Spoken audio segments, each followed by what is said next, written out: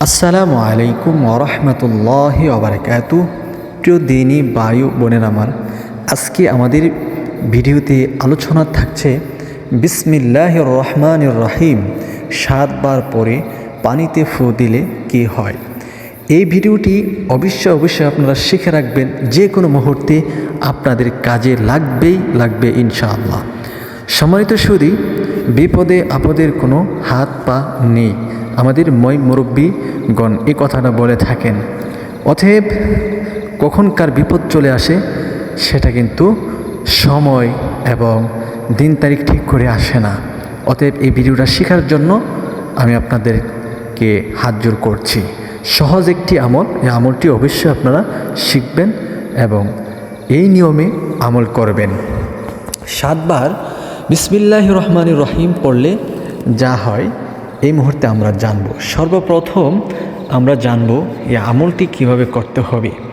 এই বিষয়টি জানার পূর্বে আপনি যদি আমাদের এই চ্যানেলে নতুন এসে থাকেন, অবশ্যই আমাদের ছোট চ্যানেলটিকে আপনি সাবস্ক্রাইব করে প্রসার করবেন এবং ইসলামিক নিত্য নতুন ভিডিও পেতে সবসময় আমাদের পাশে থাকবেন। ভিডিওটি শেয়ার করার জন্য অনুরোধ করছি। আসুন আমরা জেনে নেই বিসমিল্লাহির রহমানির রহিম 7 বার পাঠ করলে কি হয় এবং সর্বপ্রথম জানব যে এই আমলটি কিভাবে আমরা করব। আপনি যে কোনো সময় এই আমলটি করতে পারেন, তবে ফজরের নামাজের পরে আমলটি করলে সবচাইতে ভালো হবে। আর যে কোনো মুহূর্তে আমলটি করতে পারবেন।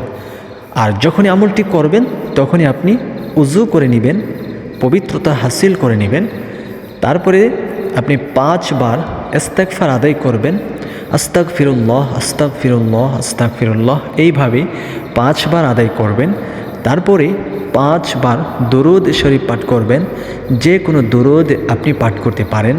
সাল্লাল্লাহু আলাইহি ওয়াসাল্লাম, সাল্লাল্লাহু আলাইহি ওয়াসাল্লাম সবচাইতে ছোট একটি দুরূদ। তারপরে আপনি আমার দেখানো নিয়মে আপনি এই আমলটি করবেন। শুরু করছি এখন আমি। আপনি যখন আমলটি করবেন তখন 1 গ্লাস পানি অথবা 1 বোতল পানি আপনি আপনার সামনে নিয়ে আসবেন। নিয়ে এসে তারপরে আমলটি করতে বসবেন। এরপরে আপনি 7 বার বিসমিল্লাহির রহমানির রহিম প্রথমে একবার পাঠ করে পানিতে একটি ফু অথবা দম করে নেবেন, যেমন। দ্বিতীয়বার আবার পাঠ করবেন বিসমিল্লাহির রহমানির রহিম, আরও একটি ফু দিবেন। এইভাবে 7 বার পড়বেন, 7টি ফু পানিতে দিবেন, একাধারে দিবেন, একসাথে যেন 7টি ফু না হয়। তারপরে একবার দুরূদ ইব্রাহিম পাঠ করে নেবেন, 2টি ফু পানিতে দিয়ে দিবেন। সম্মানিত সুধী, আসুন এখন আমরা জানি এই যে আমলটি করলাম, এই আমলটি আমাদের কি কাজে লাগবে, কোন রোগের চিকিৎসা হিসাবে আমরা এই আমলটি করতে পারবো অথবা ব্যবহার করতে পারবো।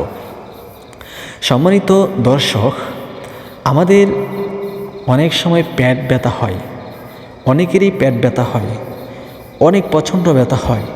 সেই মুহূর্তে আমরা কিন্তু ডাক্তারের কাছে যাইতে আমাদের একটি সময় লাগে, সেই কারণে আমাদের সে কষ্টগুলো পোহাতে হয়। তো আল্লাহ তাআলা রোগ দিয়েছেন, রোগের চিকিৎসাও আল্লাহ তাআলা কোরআনের মধ্যে দিয়েছেন। তো কোন আমল করলে কোন রোগ ভালো হবে সে বিষয়গুলো কিন্তু অনেকে জানি না। এই জন্য পেট ব্যথার জন্য সবচাইতে কার্যকারী একটি আমল হচ্ছে 7 বার বিসমিল্লাহির রহমানির রহিম পাঠ করে পানিতে 7টি ফু দেওয়া। ফু দিয়ে এভাবে পান করলে আপনি আপনার যে ব্যথা অথবা যার পেট ব্যথা হয়েছে, আল্লাহ তাআলা অতি দ্রুত তাকে সুস্থতা নসিব করবেন। অবশ্যই জানাবেন কমেন্ট করে ভিডিওটি কেমন লাগছে। আর এমন নিত্য নতুন ভিডিও পেতে আমাদের চ্যানেলটি সাবস্ক্রাইব করবেন, ভিডিওটি সওয়াবের নিয়তে শেয়ার করে দেবেন।